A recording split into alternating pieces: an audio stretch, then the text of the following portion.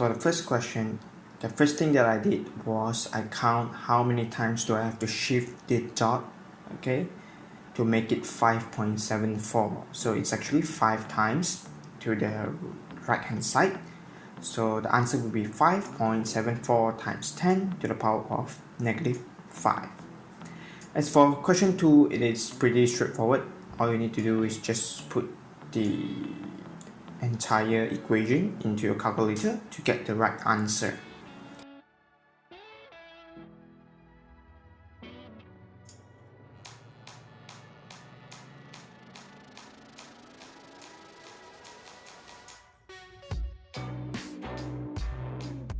As for question 3, they say 4 significant figures.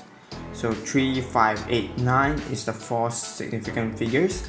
So you are required to look at the numbers behind number 9, which is 7. Since it is more than 5, so you are required to round it up. So your answer will be 3.59. As for question 4, okay, this is actually a parallelogram. So I've attached a definition there. You can just read it out, then you will get the full idea of it.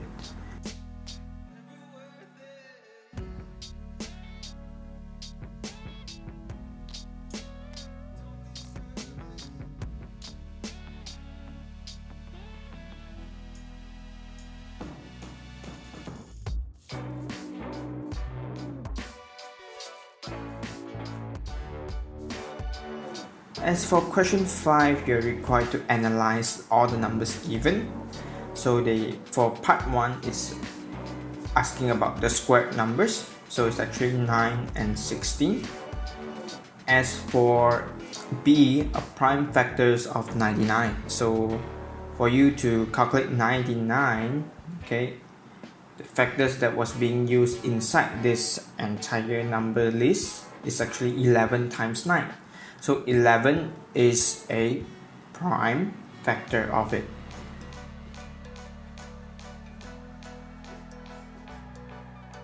As for 6, simplify this.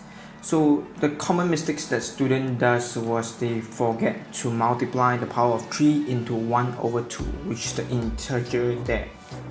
So as you can see, what I did was I separated it into 2 parts and multiplied the power of 3 into it.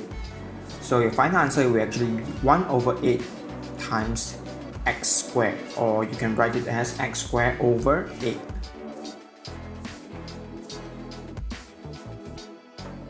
As for question 7, okay, the map was drawn to a scale of 1 to 1 million cm. So you're required to change it into kilometer first. So divide by 100, then you get 10,000 meter. Then divide by 1,000, you get 10 kilometers. So 1 cm is actually equivalent to 10 kilometers. So next thing that I did was I calculate 1 cm square, which makes it 100 kilometers square. So 4.6 times 100 kilometers square, you get 460 kilometers square.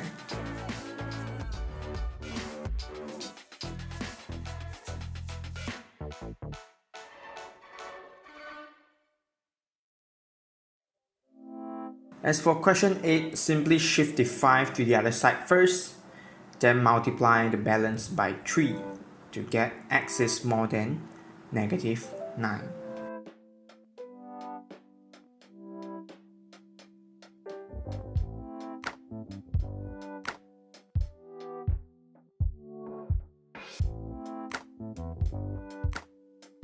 As for question 9, it is actually pretty straightforward. All you need to do is to use the interior angle formula, then divide by numbers of sides equals to 172. Because the keyword here is a regular polygon, which means all sides is equal. So you will get n is actually equals to 45 sides.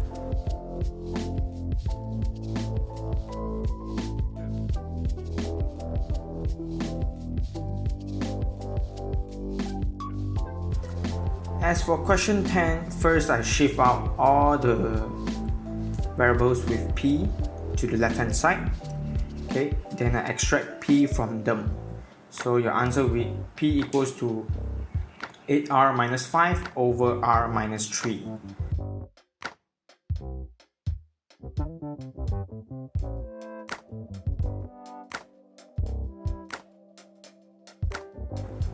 As for question 11, okay, so the keyword here that you need to identify is the mode because it occurs the most. So normally what I do is I first list them down, okay, then I move on to median, okay. So there's actually 4 numbers only. So unknown plus 78 divided by 2 will be equivalent to 77. So by running a calculation, you get it as 76.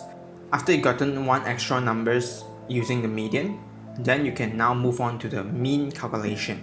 So you put in another unknown. So after you run the calculation, you get it as 68.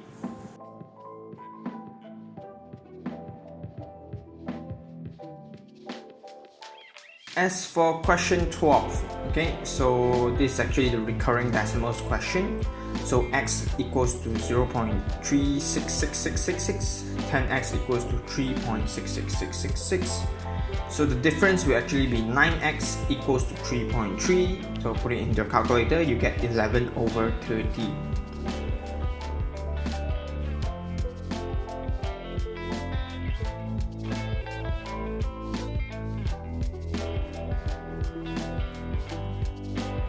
Whereby for question 13, okay, this is actually relatively tricky. So normally what I do was I put down the formula first. So half times base times height equals to area. So you're required to find the perpendicular height upper bound. So height equals to area over base times half. So in order for you to get a greater height, okay, your area must be in upper bound and your denominator, which is our base here, must be in lower bound. Okay, so two keywords. One is for the base, it's corrected to the nearest cm. So you are required to take 1 divided by 2, so you get 0.5. Whereby for the area part, it's corrected to the nearest 5 cm. So your 40 is required to plus 5 divided by 2. So your answer will actually be 10 cm.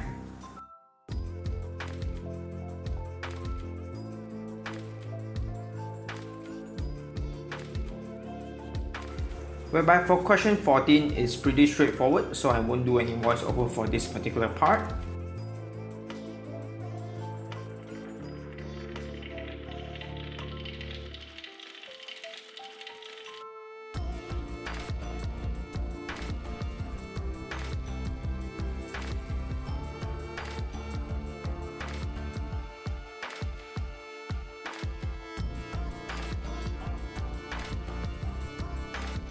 Question 15 is something unusual that doesn't usually occurs in your exam. So couple of key things that you need to find. Use the 7x at the middle from the original formula. So treat it as 2ab. So a in our case is x. So you get the b is actually equivalent to 7 over 2. So you change it using the a squared plus 2ab plus b squared. So you get x plus 7 over 2 bracket square minus 5, which is whatever left over from the original formula. So whatever you added in, you're required to minus it out. So you actually added in a positive 7 over 2 square. So you're required to minus it off now. So your a will be equivalent to 7 over 2. As for your b, it's the negative 5 minus 7 over 2 square. So your answer will actually be negative 17, 1 over 4.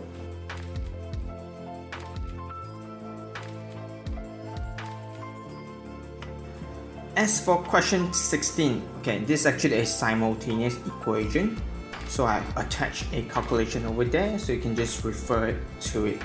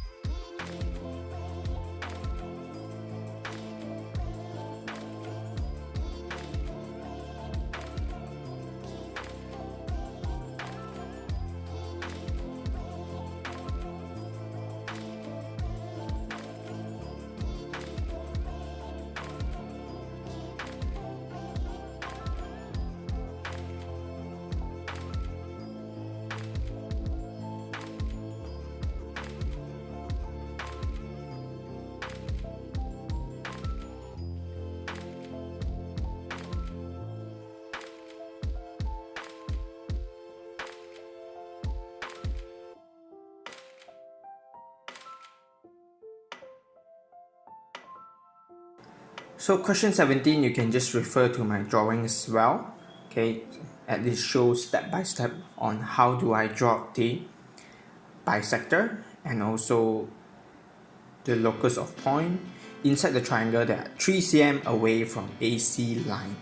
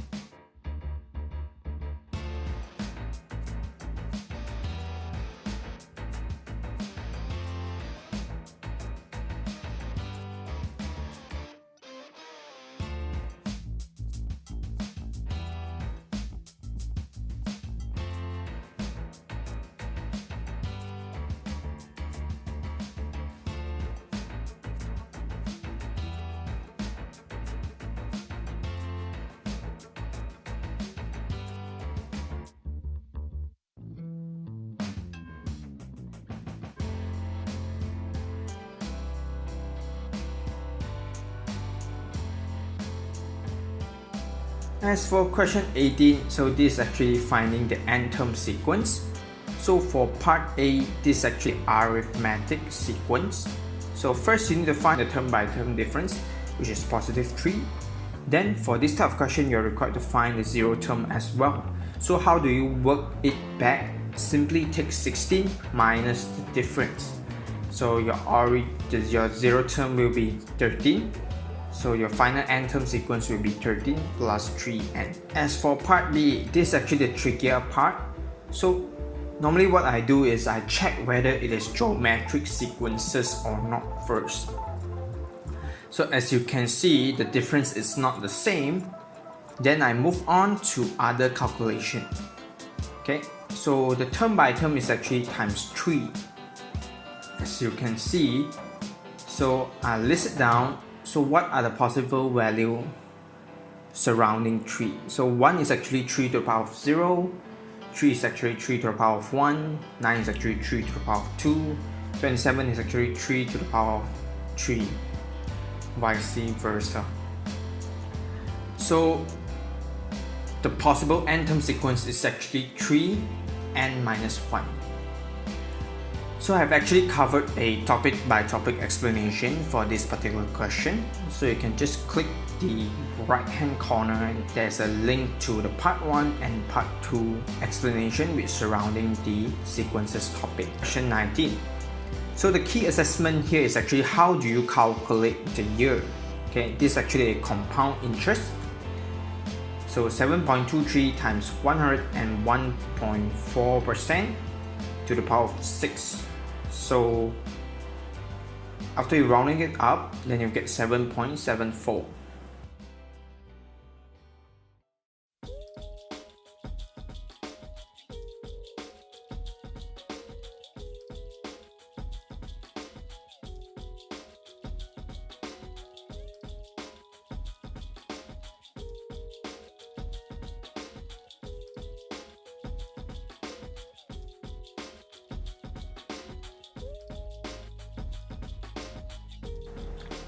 Whereby for part B, find out the years when the population is expected to reach 10 billion.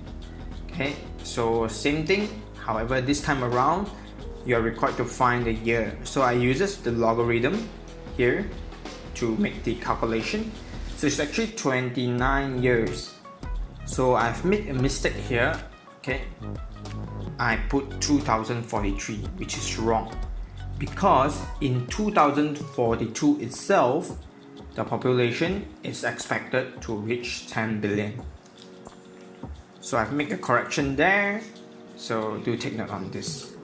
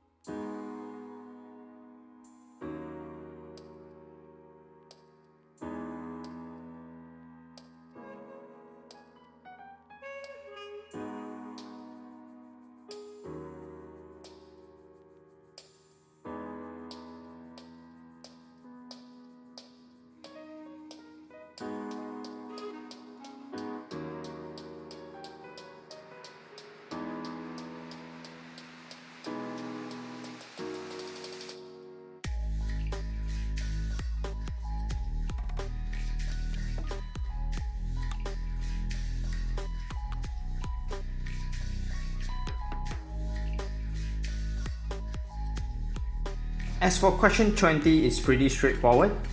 So this is actually using the frequency density formula. You're required to work it backwards to find the respective frequency.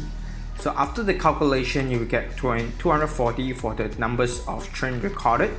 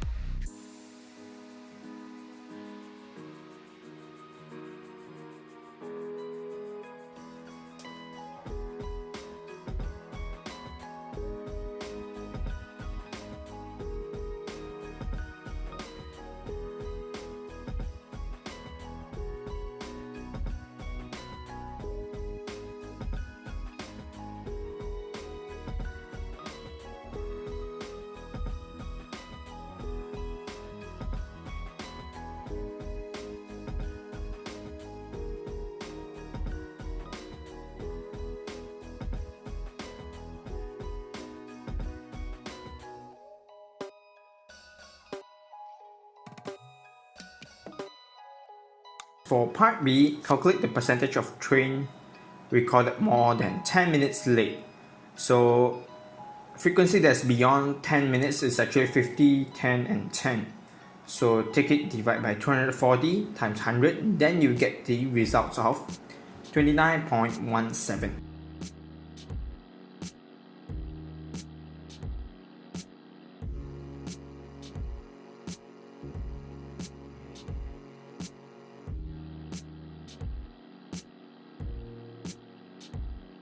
As for question 21, so OA and OB is the radius, okay, which makes this AOB triangle as a isosceles triangle. Okay, so you will get AOB angle as 124 by running a calculation, 180 minus 28 and 28. So remember, the outer layer angle equals to half of the inner layer angle. So in our case, ACB is actually half of AOB. So the answer will simply be 62.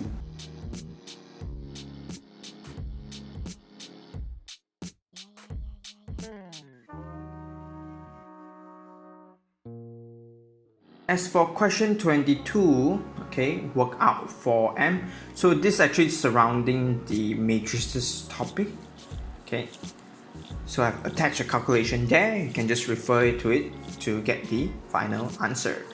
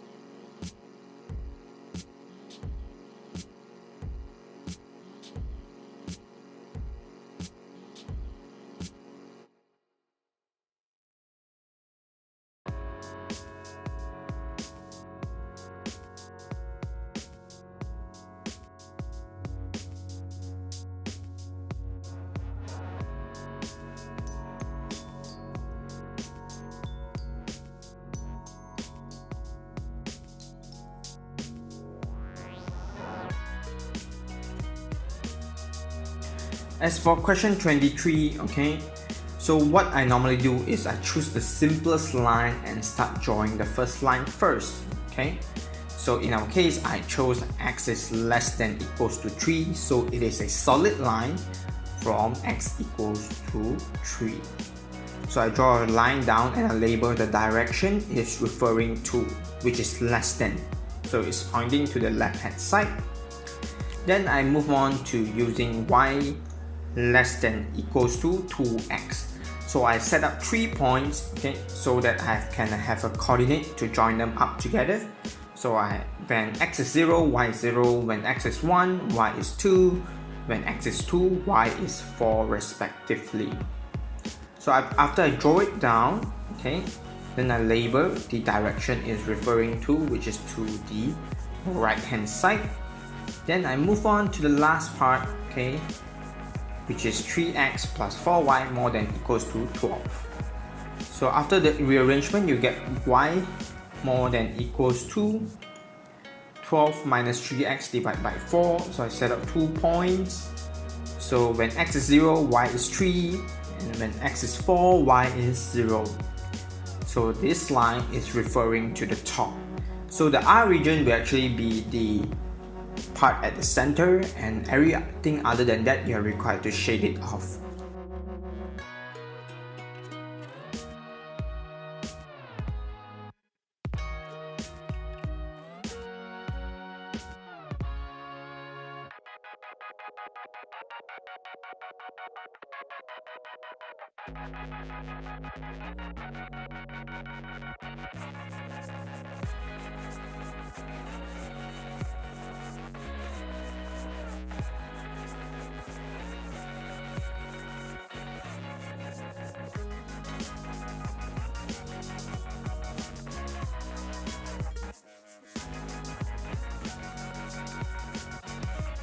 For the last question, question 24. So normally what I do was I put in all the information that was given in the question. So I get AB equals to 2 over 3B, PB is 1 over B, PB is 1 over 3B, whereby for BQ and QC, okay, this part I left it empty first by simply drawing the midpoint Q. Okay, so CB is actually equals to CO plus OA plus AB, which is negative C plus A plus B.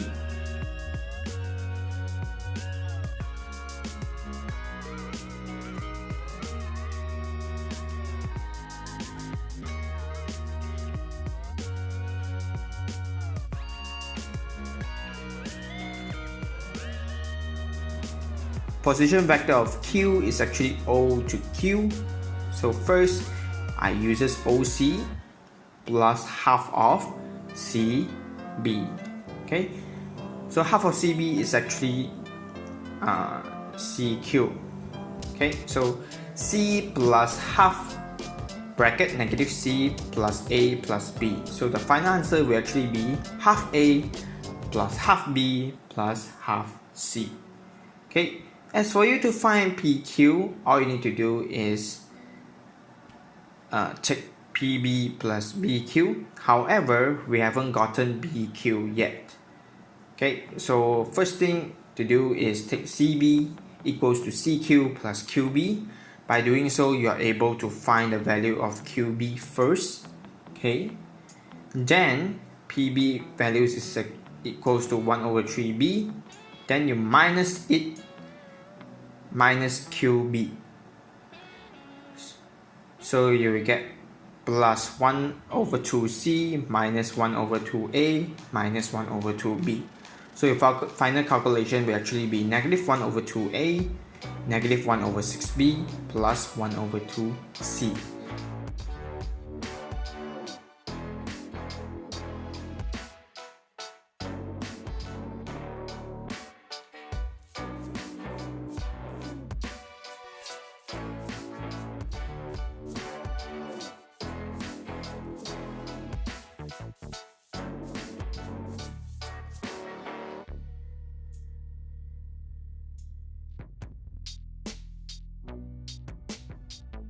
Thank you for watching. I hope you find this video helpful.